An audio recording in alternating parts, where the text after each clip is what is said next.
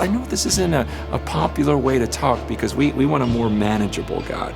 We want a God that we can question and tell him things and explain things to him. But the truth is this is the way God speaks about himself. And sometimes in our churches, we're almost embarrassed that our God is as powerful as he is and that he speaks so boldly about himself and tells us to fear him. But here's the crazy part about it is the next verse, right after he says these things, in verse 8, he says, fear not. He doesn't say fear me there. He actually switches and says fear not. And it's almost confusing at first. You go, wait a second.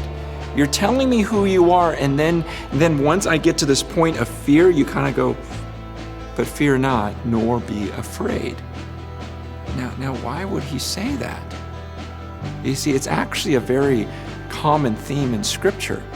For example, when Isaiah saw God and he's terrified, he goes, you're going to kill me? Then God says, oh, no, Isaiah, it's okay.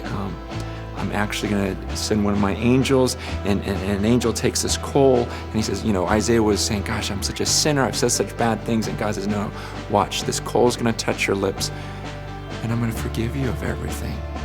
It's when John falls over like a dead man and just is terrified, Jesus goes, no, don't be afraid.